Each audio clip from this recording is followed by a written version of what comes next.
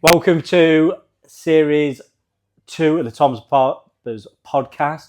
Obviously, our aim of this podcast is show people a little bit of what I do, also introduce you to some of my favourite clients. So today we are welcoming back the big bear, the big Butlins bear, Gav Chapman. Let's go and meet him.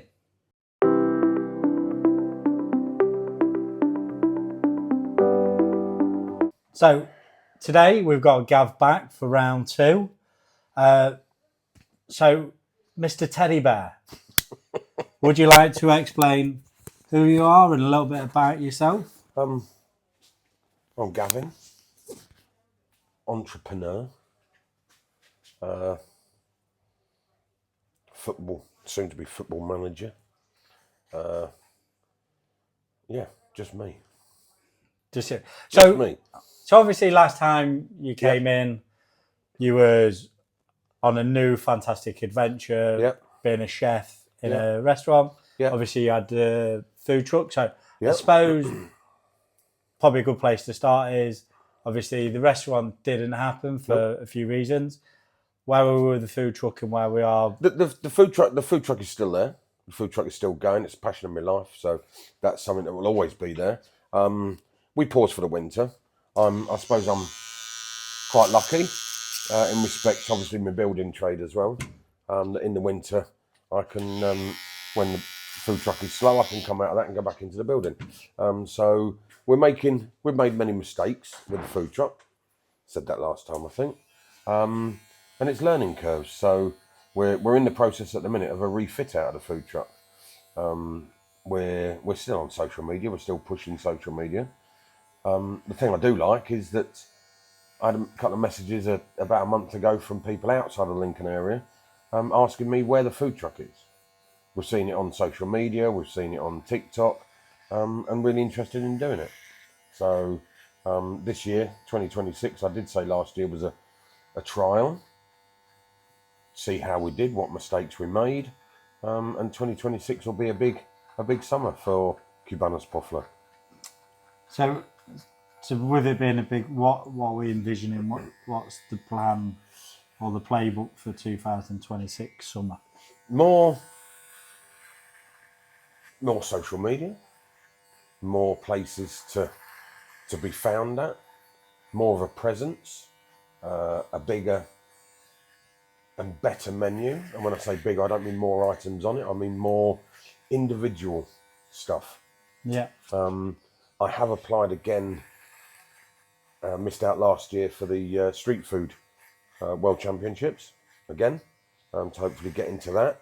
So when I say bigger and better and things, I mean more places, more visual, and more opportunities to see us and find us. That's exciting. So what's the World Food Street Truck Champion? The Street Food World Championships is held in London, and it's a competition that's been growing over the past sort of five or 6 years, and you go down there. It's over a weekend, and you basically cook some of your food. You have to enter a signature dish that you created, but then they throw ingredients at you, and you have to think outside the box. You have to cook things that aren't your norm. So is it a bit like won't cook, can't cook? It's exactly like can't cook, won't cook. Yeah. But without Ainsley Harriott. That's a shame. It is a shame because I love Ainsley. So obviously you mentioned the building, so you're back doing the building? Well, I'm not back on building sites. We're doing it. We do extensions for people. We do, sort of little things, just things to keep us occupied while, again, we're in the down season. I know there's a lot of food trucks and food people out there, street food people out there that work all the year round, and they're fantastic. But I want to, I suppose, be a little bit more selective, a little bit more picky, and do it when I am. But again, it makes it ideal for us to rework the inside of the van, change the things that were wrong. So what things were wrong? Like obviously you saying like you made changes. What were wrong? What was you learning from 2025? The main thing we learned is we were or I was very, because of insurances on the food truck and the van. When you have gas in the van, it's a lot more money than having electric. So I converted the whole van to electric. Well, the generator that we need is nearly the size of a small car to run the van. So I had lots of advice from lots of people saying, oh, you don't need to do this, don't do that, don't do this. But I went my way. I went thinking what I knew was correct, and it wasn't. So we're changing our fryers, we're changing our griddles to gas. Yeah. So we're running gas through the van again now. And that brings down our electric output massively. So that's one of the main changes. How we work as in stock-wise, that's a learning curve. The menu has been a learning curve because I want to give the people everything. I want to give them all of the choices. When we did some private events last year and we were doing smaller menus, more manageable menus, and we made more money. Well, rather than carrying, we're carrying loads of stock, we were carrying a smaller amount of stock, but still producing fantastic food. Well, I think a lot of people do say that that's kind of the better way to go, isn't it? Yeah. Smaller, like the same kind of stock and more manageable. I think sometimes as well, when you give people too much choice, there's a great thing about a store that sold cheeses that they found that actually reducing the menu actually became more profitable. Absolutely. Because if you give people too much choice, people then can't make a choice. No. And one of the things we did do, and one of the rave reviews that we got everywhere was the dirty fries that we do. Yeah. Now we had, in my thoughts, was, well, I can have 10 different sorts of dirty fries because I have the ingredients in the van. So it's not really any more work. But I still tend to find that people only chose a certain few of those anyway. So a lot of the other stuff was sort of redundant and it didn't need to be on the menu. So they've collapsed. We've collapsed them down. The one thing we will never change is obviously the Cuban sandwiches. That's the thing for us. But we've just, again, breakfast. We've extended breakfast. We've made that menu a little bit different because we were getting a lot of feedback from the breakfast that it was fantastic.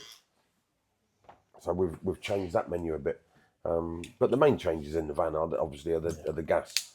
Has that been quite a costly exercise? Massive cost. Yeah, massive cost. Just the equipment alone is treble what the electric fries are. So it's starting again, The actual fitment of the gas is, we still have to do gas safe. Yeah. We still have to have them all certified, and all of the connections and things. They're not per se as expensive. That's still fairly cheap, but it's still a cost on top. And then obviously it's all of the gas safe regulations that we have to still adhere to, having the gas outside the van, how we carry the gas. Are you excited though, or does it make you more nervous now because of obviously the extra cost? No, it makes me more excited. It makes me more keen. It makes me more eager to get out there because of the feedback we got because of the food, because of the people that have messaged since we closed to make changes, because of those things, and people still messaging. Yeah. And saying, oh, where are you? Where are you going to be? We want to come. When can we come back here? Those things. People still ringing up, booking us for parties. And it excites me knowing that people did like it. And there is a market for it. And there's a space for us. Do you think that are you going to be more of an events kind of operative? Do you see that's where you're going to be more next year? No, I want to be a turn up and people go, oh wow, what's that? I love the events. I love the people being booked and going somewhere because they want us to be there. But I like the surprise. I like the people. I want to reach out to more people and more people to see us, more people to try the food. Yeah. And not have, oh, are you a burger van? Do you do smash burgers? Do you do this? Do you do that? No, we're totally different. That's what excites me more. So, just like so people, what would be a perfect week for you with the food truck? Like, if you could go to any location, any event, what would a week look like? A perfect week. A perfect week would be to take the food truck, drive it all the way down to North London, and park it outside the Emirates, outside the Armoury, on the day that we win the league. So at least that gives you some 10 years of planning. Arsenal will win the quad this season. I don't think they will. The quad is on. Man City will win the league. We're changing our mascot's name to Quadzilla. I like your face.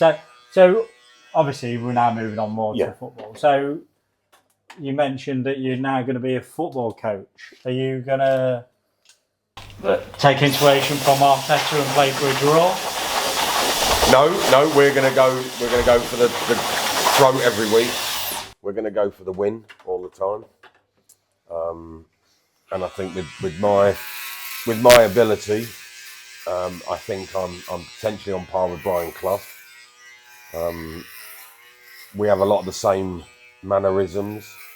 I'd imagine it, because he likes his drink. I'd imagine he'd get out a lot. So yeah, exactly. There you go. Yeah. So there's one that we've got in common.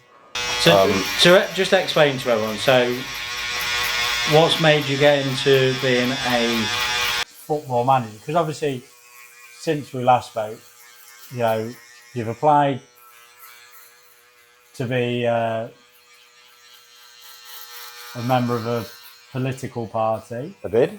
You've become a football manager. So let's start with a football manager. What's made this happen? This comes down to my 11-year-old daughter, who's a goalkeeper. She loves playing football, and she wants to make the next step. So we've taken the decision that we would like to do it together. So the best way for me to do that would be to manage the team. Have you got experience in managing a team, running a team? No, none at all. None at all. What's your footballing? Did you ever play? Or was you just a mascot at Butlins? I was one of the best mascots at Butlins. Played a bit. Just want to actually go back to that. Was you Billy or Bonnie? I was the Butlins Bear. Yeah, one's Bonnie and one's but that's now. Billy. That's now. So you was pre-named? I was pre-named. Pre-named. I was one of the first Butlins Bears.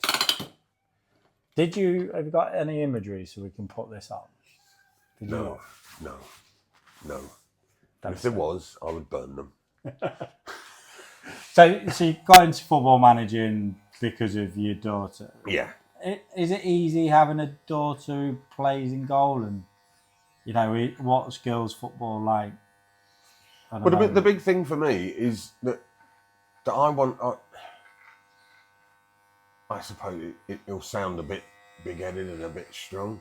I want to change the girls' football, because although it's football, they're living at the minute in a male-dominated world. So all of the coaches are male, all of the managers are male, and these are girls. The game is different. They play it different. They train different, and you have to understand the differences. And until you sort of get up at the top level, they're not employing the women. They're not employing the coaches. And I do believe, that the best person for the job should get the job. I do believe in that. I do think that is correct. But I think we need to step back, and we need people that understand girls, understand women in women's football. So my aim is to manage the team with a I suppose a team of female coaches. And that's what I want to bring through. And I think that's what some of the disconnect between players and managers at any level of ladies football is, where the disconnect is. But the thing is, I'm no expert on women's football, but I suppose it is in its infancy, so it takes time for these players to go through that cycle of playing and then giving back. So how are you going to run this club differently? How are you going to attract these female coaches? Just by giving them the opportunity to do it. So is that your thought, is that women aren't getting enough opportunities to coach, or? I don't think it's that they're not given the opportunity to coach. I don't think they're asked to coach. And there's too many of us men that, like it or not, potentially didn't have a son to go into football. We have a daughter who shows an interest in football, and we go, oh, we'll do that instead. We'll take over that. We'll go into that instead. And I think the women just don't get asked, because the dads are very quick to jump in and go, yeah, well, I'll do it because it's football. So, are you actually? So obviously the way you're talking, because it sounds a little bit pot calling kettle, because obviously you're going to be running the team. Yeah. Or is your aim to set the team up and therefore pass it on to somebody? Absolutely. That is the aim, is to bring in female coaches to help me coach, to help dealing with the kids and the girls, and expand the girls, but also expand the women that are coaching. So I have two girls that currently play. They're interested in coming to help, and I have another lady she's not playing at the moment, but she's a goalkeeper, and she wants to come down and help. And I think that's the difference. When you ask them to be involved, it's the shock of going, oh, okay, yeah, I'll be involved, yeah, and I think it's just the opportunity to be involved. So are you so obviously, if any female or any mothers who want to get involved, are you still looking for people, or? Absolutely. So where would they find you to reach out? Just contact the food van? Yeah, just contact the food van. Just come through Facebook under Cubanos Por Fleur.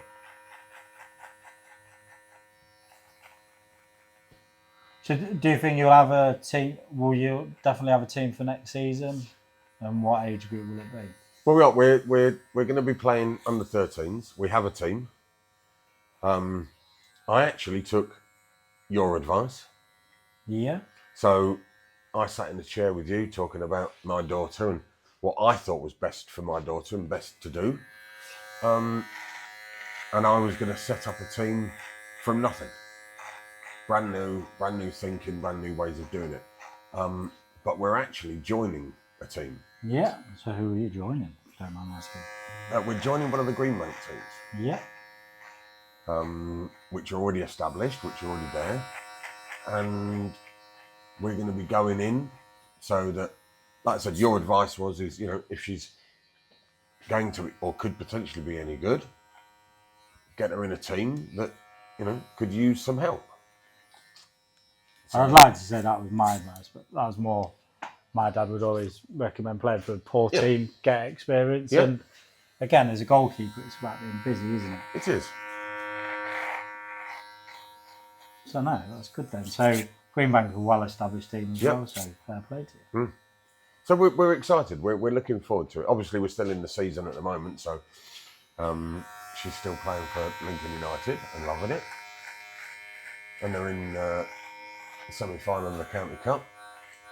They're fourth in the league with 3 games in hand, and they're also in the County Plate as well, semi-finals. So we're hoping for a very, very good end to the season as well. Let's hope they don't mirror Arsenal.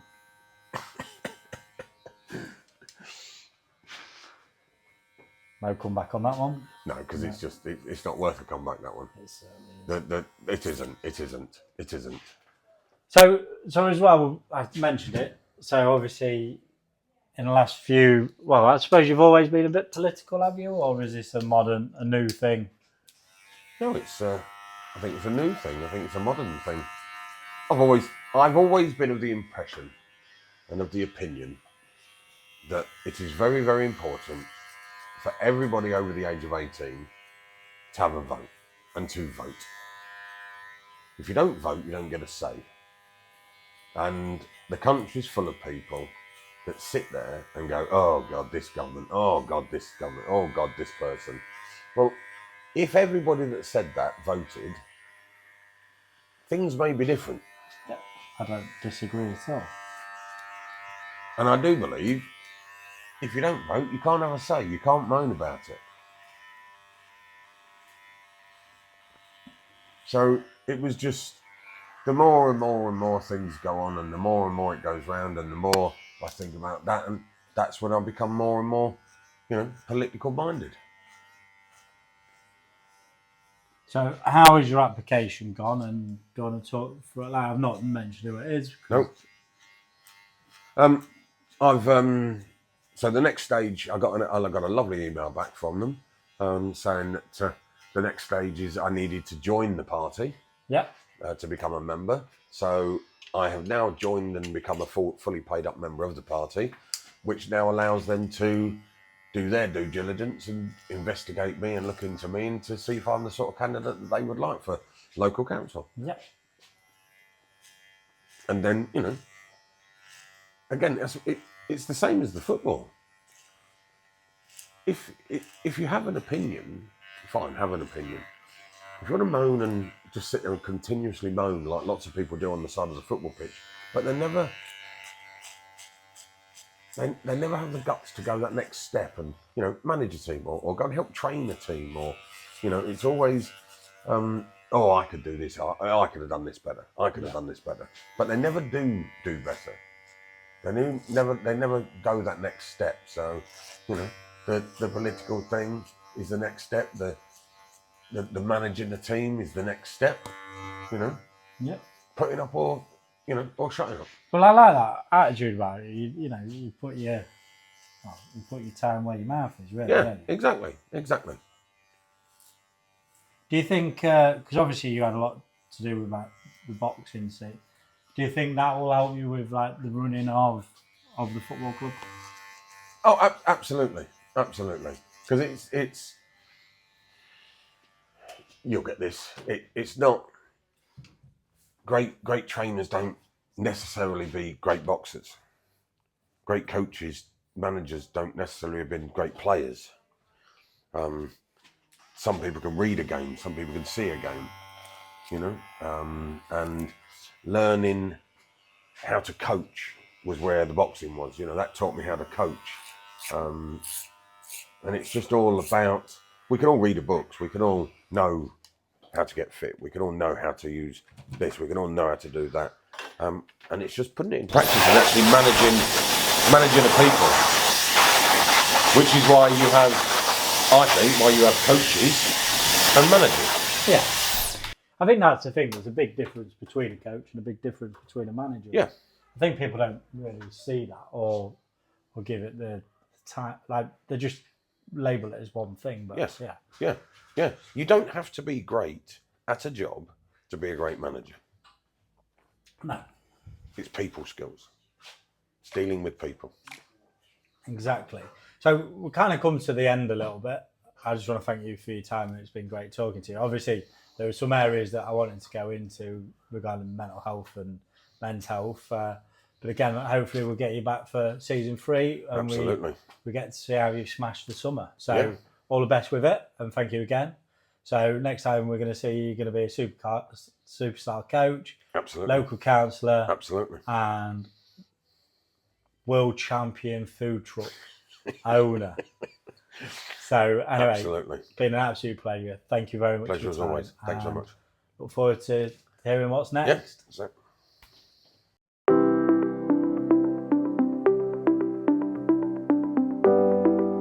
So what a great conversation with Gav. Obviously, it's really good talking to local business person who, let's be honest, hasn't had the look he wanted or the success he wanted to achieve in 2025. But again, his positive attitude around mistakes he's made, making changes, making alterations, that is inspiring. And I love that about business people and certainly about Gav. His attitude is fantastic. You know, even the thing of like, going to take a football team, listening to advice, you know, even, you know, working with an established team, you know, is man who just does things. And I like that, you know, he puts his time and energy into what his mind's thinking. You know, it was really great meeting him again. Hopefully we can sit down with him again. Obviously there's a lot of things that I can discuss with Gav. We kind of just touched on the top of the iceberg with Gav, and I'm really disappointed we didn't dig deeper into a lot of things. He's such a top man. Anyway, thank you very much for watching. Please leave a comment on who you would like to see next on the podcast, or anything that we need to do better. Anyway, thank you again for watching. See you next time.